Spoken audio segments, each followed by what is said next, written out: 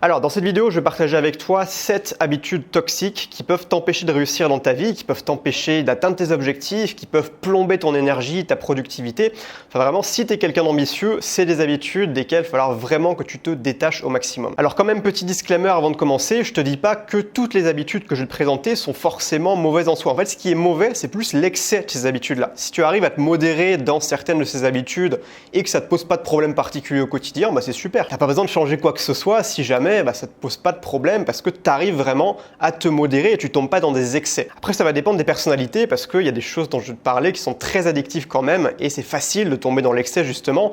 Et dans ces cas-là, le mieux c'est de carrément s'en couper parce qu'une fois que tu en es coupé, t'as pas la tentation. Si tu essaies de te modérer sur une habitude assez addictive, c'est un petit peu comme une pente glissante finalement et t'as beau essayer de te contrôler, tu finis toujours par retomber en bas de la pente à ta consommation excessive maximale. Finalement, le plus simple dans ce cas-là, c'est de se trouver carrément en haut de la pente où là, tu glisses pas, t'es tranquille parce que t'es complètement coupé de l'addiction, aucune tentation. Donc maintenant que ça c'est dit, on peut passer à la première habitude qui t'empêche de réussir et c'est de regarder des séries. Alors là, j'en vois certains venir me dire mais t'es fou, les séries c'est trop bien, machin. Alors je suis pas en train de dire que les séries en soi c'est quelque chose de mauvais, bien sûr que non. On a tous besoin de se divertir. Le divertissement c'est un besoin fondamental de l'être humain. Après pour certaines séries, il y a aussi le côté artistique, culture, on peut apprendre des choses. Enfin voilà, je dis pas que c'est mauvais forcément, mais le problème c'est quand tu commences à faire ce qu'on appelle cette espèce de mot absolument infâme, le binge-watching.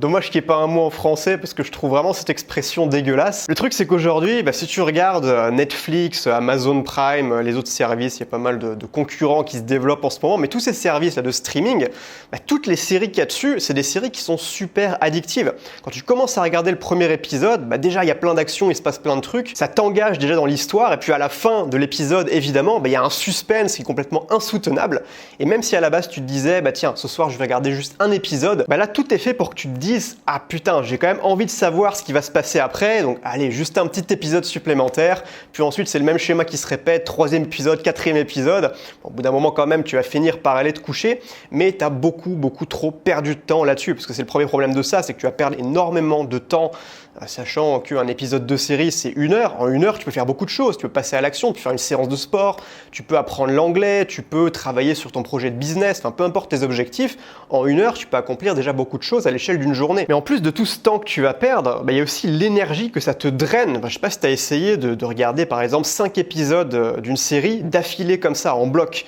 À la fin, comment est-ce que tu te sens? Tu te sens complètement claqué, tu as l'impression d'être un zombie, et le pire, c'est si avant d'aller te coucher, tu vas avoir un sommeil de très mauvaise qualité et le lendemain matin, tu vas être complètement crevé. Et ça va être beaucoup plus difficile forcément d'avoir une journée productive dans ces circonstances-là. Donc voilà pour les séries, si tu as tendance à trop en regarder, ce que je te conseille dans un premier temps, c'est de ne jamais regarder une nouvelle série. Seulement regarde celle que tu es déjà en train de regarder, tu as des nouvelles saisons qui sortent au fur et à mesure, mais l'avantage quand tu as une nouvelle saison qui sort, c'est que tu as un épisode par semaine. Donc tu peux pas faire du binge-watching à ce moment-là. Moi par exemple, j'aime bien Better Call Saul et je regarde aussi Koh-Lanta.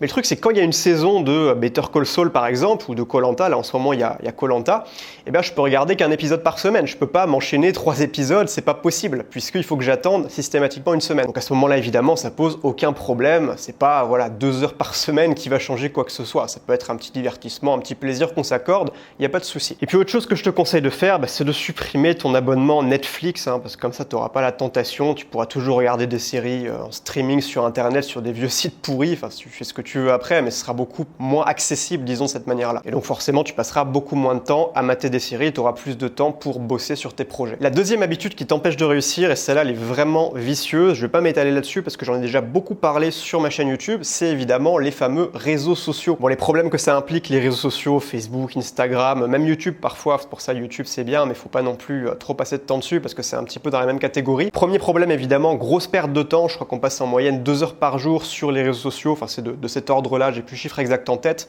mais on perd beaucoup de temps sur ces conneries, surtout que c'est fractionné, c'est pas juste 2 heures entre 18h et 20h tous les soirs, c'est 10 minutes par-ci, 10 minutes par-là, et donc la conséquence de ça, c'est que on perd notre capacité d'attention, on devient accro à ces trucs-là, tout le temps on doit vérifier si on n'a pas de notifications, si on n'a pas été tagué dans un message ou un truc comme ça, et comme très souvent le contenu qui se trouve sur ces plateformes, c'est des micro-contenus, regarde par exemple les stories, c'est 10 secondes maximum, mais quand on habitue notre cerveau à être confronté à des micro-contenus, contenu comme ça, pareil les posts Instagram, des vidéos YouTube qui durent moins de 5 minutes, toutes ces choses-là, ça nous fait perdre énormément en capacité d'attention. On n'est plus capable aujourd'hui de se concentrer sur un format long, comme par exemple un bouquin, une émission radio, enfin des choses qui vraiment demandent de la concentration, demandent d'y prendre le temps. La plupart des gens aujourd'hui sont incapables de ça. Il y a de moins en moins de gens qui lisent et c'est dommage. D'ailleurs, quand tu arrêtes les réseaux sociaux, le mieux c'est de remplacer l'addiction. C'est pas de juste essayer d'arrêter parce que ça va laisser un vide. Et le mieux c'est de remplacer ça avec des bouquins. Tu t'achètes par exemple une liseuse Kindle et dès que tu as un petit moment creux, tu as toujours ta liseuse avec toi, eh bien tu prends ton bouquin, tu choisis un bouquin qui t'intéresse, soit sur un sujet qui t'intéresse, un bouquin de non-fiction, ou alors même un roman, pourquoi pas, d'un auteur que tu aimes bien, quelque chose vraiment qui t'intéresse et qui va te permettre de combler les moments creux. Et puis sinon, un dernier problème et pas des moindres pour les réseaux sociaux, principalement Instagram, Facebook, tout ce qui est en quelque sorte une vitrine de la vie des autres où chacun montre sa vie sous son meilleur jour. Le problème, c'est que ça va nuire énormément à ton estime de toi. Parce que comme t'es comme un con, excuse-moi de l'expression, mais quand t'es comme un con derrière ton écran comme ça, là, à regarder tes pixels bleus, que t'es en plein milieu d'une journée complètement banale et que tu vois plein d'influenceurs ou même des amis qui t'envoient leur vie de rêve en pleine tronche, qui sont partis en vacances à Dubaï, ils font des sorties, ils font des activités et toi, encore une fois, t'es là comme un con devant ton écran.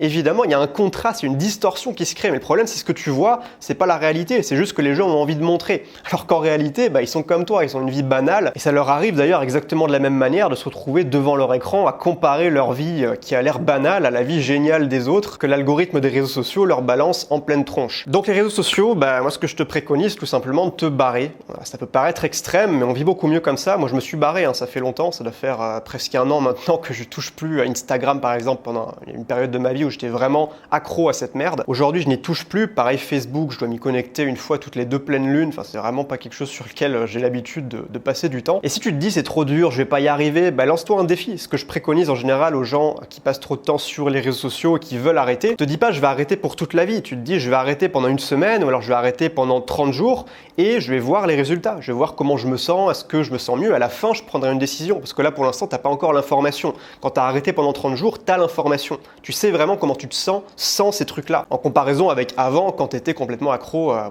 ton Instagram, à ton Facebook, TikTok, Snapchat et ce genre de conneries. La troisième habitude toxique qui t'empêche de réussir, c'est de traîner avec des gens négatifs, des gens toxiques, des personnes qui te tirent vers le bas. Imaginons une personne, appelons-le Jean-Roger, pourquoi pas. Jean-Roger, il est en première année de médecine et il est ambitieux, il a envie de devenir médecin, chirurgien ou cardiologue ou tout ce que tu veux, un métier assez prestigieux, c'est son objectif dans la vie, d'accord? Sauf qu'en première année de médecine, notre cher Jean-Roger se retrouve à sympathiser avec les personnes les plus fêtardes de la promotion. Et donc forcément, comme Jean-Roger traîne avec les fêtards qui vont tout le temps au bar, qui vont tout le temps organiser des soirées, qui se réveillent le matin avec la gueule de bois pour aller en cours, Jean-Roger va évidemment être influencé par cet entourage. Et donc il va se comporter de la même manière. On est la moyenne des 5 personnes que l'on fréquente le plus. Et tu peux être sûr que Jean-Roger va foirer son année de médecine parce qu'évidemment, ceux qui réussissent, c'est ceux qui bossent comme des dingues. Un autre exemple, ça pourrait être, imaginons que tu aies pour objectif d'adopter un mode de vie sain. Tu vas avoir une vie saine, une vie sereine, et tu as envie de faire du sport, tu as envie de manger sainement, tu as envie de faire de la méditation. Sauf que tous tes amis, c'est des gens qui ont un mode de vie très malsain, qui bouffent du McDo ou des lasagnes surgelées de chez Lidl, qui fument des clopes, qui font jamais de sport. Évidemment, si tu passes la majorité de ton temps dans ta vie sociale avec des gens qui ont ces comportements, tu vas absorber leur système de croyances, leurs habitudes, tout ça. Et ça va être très difficile pour toi de changer dans ces circonstances-là. Alors je te dis pas qu'aujourd'hui, si tu as des amis de longue date, des bons amis avec qui tu as une relation profonde, mais qu'ils n'ont pas forcément les mêmes objectifs que toi, je te dis pas qu'il faut couper les ponts. Simplement, l'idée, c'est que dans ta vie sociale aujourd'hui, la majorité du temps que tu passes, c'est avec des gens qui te tirent vers le haut, des gens qui partagent ta vision, des gens qui ont les mêmes objectifs que toi.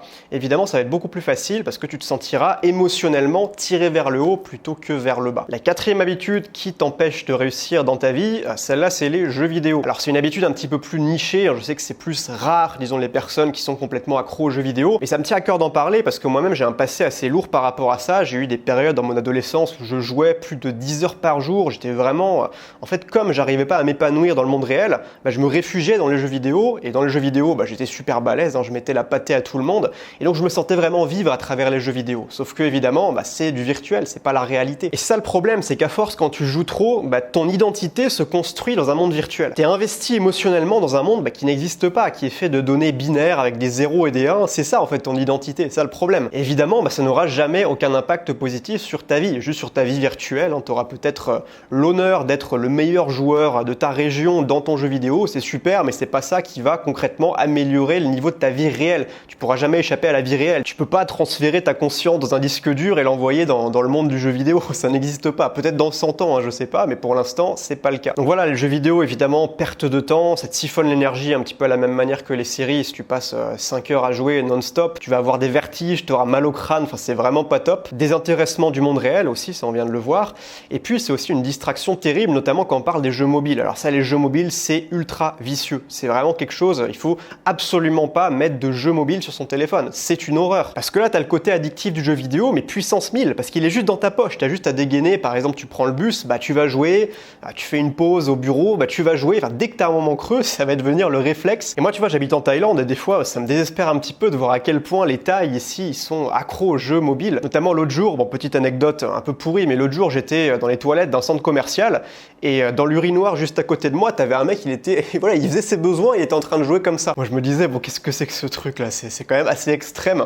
Enfin bref, tout ça pour dire, je me suis un petit peu égaré, mais tout ça pour dire que les jeux mobiles, c'est le mal incarné. Faut jamais installer ce genre de conneries sur son téléphone. 5e habitude qui t'empêche de réussir, et celle-là, c'est pas quelque chose sur lequel il faut se modérer, c'est quelque chose qu'il faut radicalement supprimer. Ça c'est clair, c'est le fait de se plaindre. En fait, quand tu te plains à longueur de journée parce que t'es pas content de ta situation, parce que t'es frustré dans ta vie, la dynamique inconsciente qui se produit, c'est que tu rejettes la responsabilité de ta situation sur un facteur extérieur. Ça peut être le gouvernement, ça peut être ton patron, ça peut être un type que t'aimes pas, ça peut être la météo, enfin ça peut être plein de choses, mais tu rejettes la responsabilité de ce qui t'arrive sur quelque chose qui échappe à ton contrôle, parce que c'est à l'extérieur. Et à partir de là, instantanément, on est mis dans une position de victime. Et ça, c'est très dangereux, parce que quand tu commences à te voir comme une victime du monde extérieur, ce que tu cherches, et notamment en te plaignant, c'est le réconfort des autres. Quand tu vas te plaindre à quelqu'un, ce qui te fait plaisir finalement, c'est que l'autre te dise « Ah, je te comprends, t'inquiète, c'est pas grave, ça va s'arranger, ça va aller. » Tu vois, on tire du réconfort des autres comme ça quand on se plaint, c'est ce qu'on recherche. Hein. C'est le but finalement du fait de se plaindre, inconsciemment, c'est ça. Mais le problème, c'est qu'à partir de là, tu deviens complètement aveugle aux opportunités. Tu vois plus rien, tu te mets des œillères. Pour la simple raison que tu es convaincu que la responsabilité de ce qui t'arrive,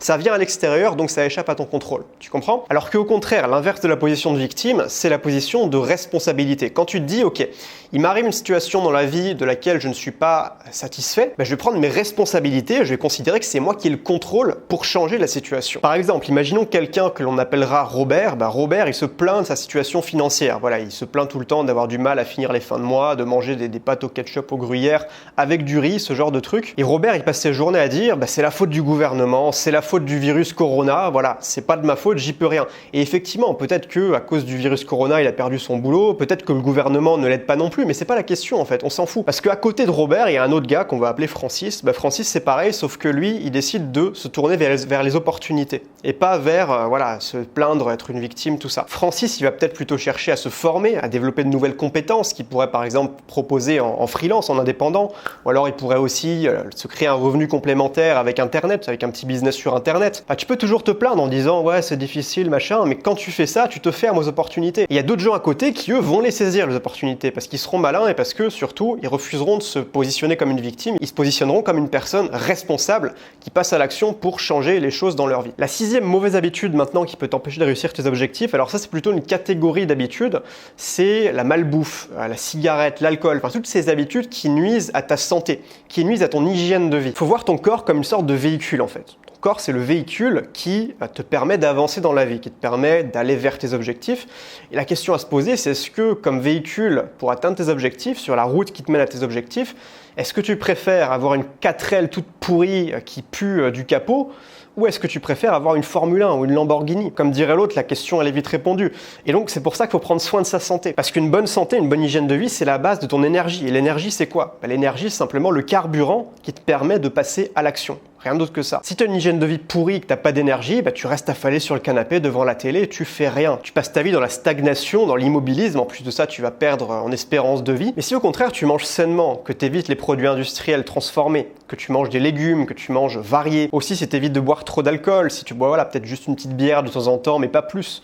Si tu fumes pas aussi évidemment, dans ces cas-là, tu auras beaucoup plus d'énergie au quotidien. Ça, c'est une vérité absolue. Sans énergie, clairement, tu fais rien. Donc l'hygiène de vie, c'est la base. Bon, j'ai fait déjà pas mal de contenu pour parler de l'hygiène de vie, mais voilà, l'habitude, la catégorie d'habitudes à éviter, c'est tout ce qui flingue ton hygiène de vie, comme la malbouffe, l'alcool, la cigarette, les sodas bien sûr, les trucs blindés de sucre comme ça, c'est de la saloperie. Si aujourd'hui t'es pas au top par rapport à ça, je t'invite à faire des modifications dans tes habitudes par rapport à ta santé. Et enfin, 7e habitude qui t'empêche de réussir, et pour celle-là, je vais même te partager une application mobile qui m'aide beaucoup personnellement, qui est vraiment super. C'est la mauvaise habitude de se coucher tard. Donc toujours dans la continuité de l'énergie, si tu veux avoir de l'énergie, le sommeil, c'est hyper important. Les 3 piliers de l'énergie, c'est l'alimentation, le sport et le sommeil.